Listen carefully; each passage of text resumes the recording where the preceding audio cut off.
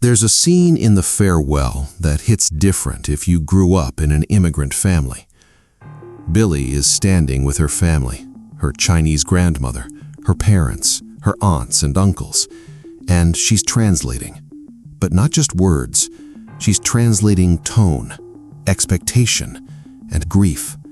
The silent agreement that nobody will tell Nai she has cancer, that the family will pretend everything is fine for the person who needs to know the most. And Billi is the one holding all of that together. Nobody gave her that job. Nobody sat her down and said, "This is your responsibility." She just became the person who could do it, who spoke both languages, who understood both worlds, who absorbed the weight of both realities and never visibly broke. That's not just being a good family member. That has a name. It's called parentification. And if you were the family translator, the emotional anchor, the kid who always knew too much too soon, this video is for you. We're going to name what this actually is, what it quietly costs you, and what it means to finally put it down. Most people don't recognize the word parentification at first, because when you hear it, your brain probably jumps to the extreme version. A child literally raising their siblings, running a household, being a full-time caregiver. But the more common version is much quieter.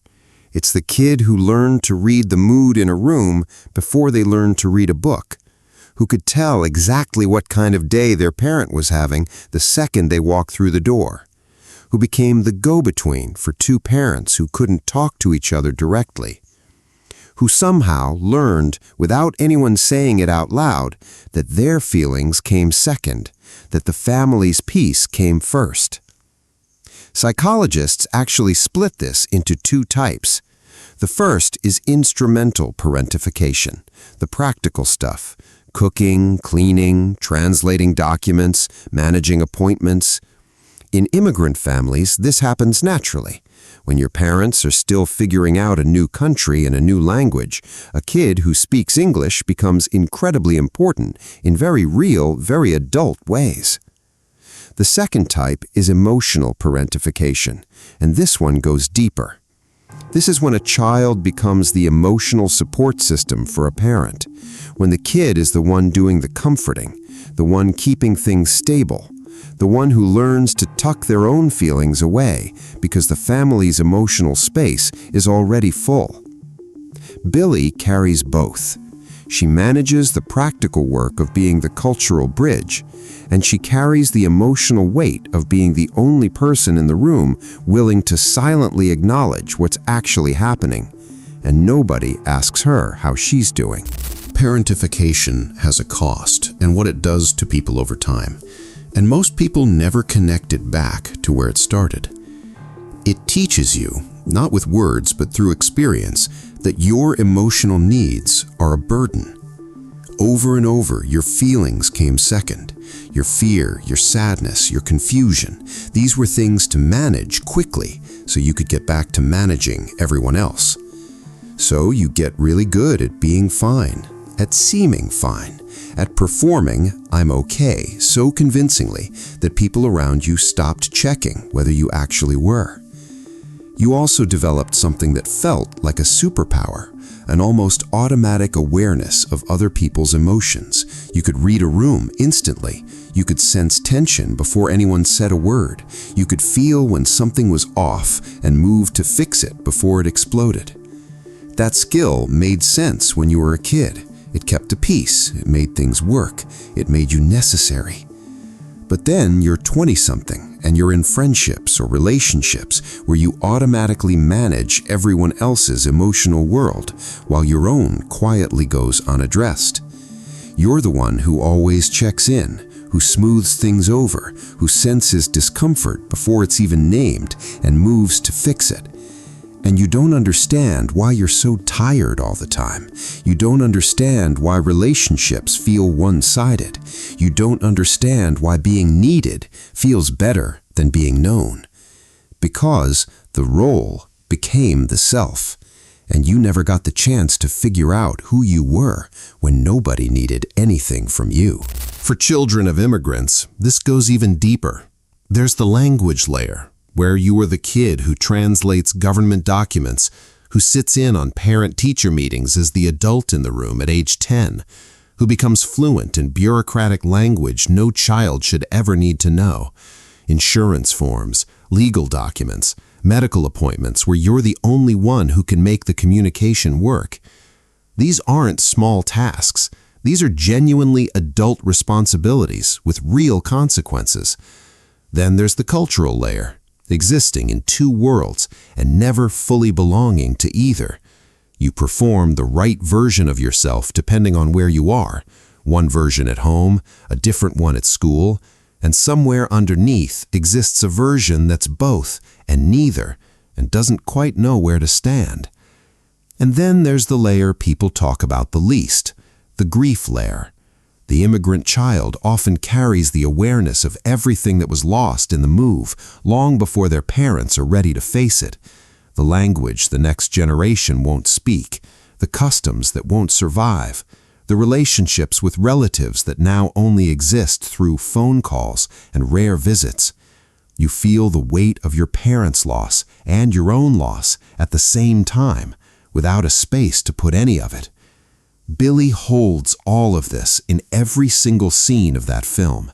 She is always translating, always managing, always bridging, and nobody stops to ask how she's doing. Here's something that research on family systems makes very clear.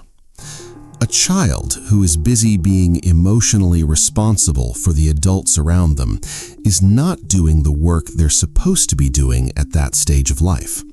The actual work of growing up, of figuring out what you feel, of developing a sense of who you are separate from your function in the family, of learning to fail and recover in low-stakes situations, all of that requires space. It requires the freedom to be a little irresponsible, a little self-focused, a little young.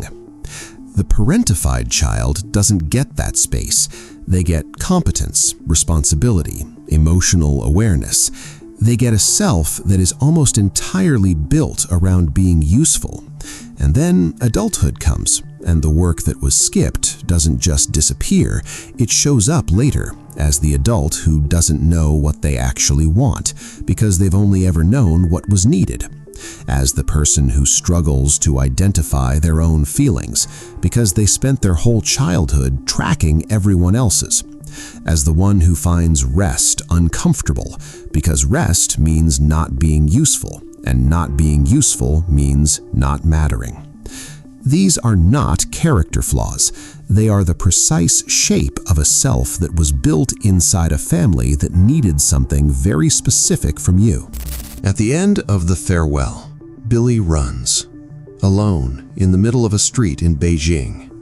She runs and she yells, not at anyone, not for anyone, just releasing something privately that she has been holding publicly, maintained, held together. It's not a resolution, it's a breath. Because the truth is, the parentified child doesn't suddenly stop being the translator or the mediator or the emotional anchor. The family doesn't change because you've developed self-awareness. The people who needed things from you don't stop needing them. What changes is something internal. It's the ability to hold the role consciously instead of being held by it without thinking. It's the ability to ask in a specific moment, is this mine to carry?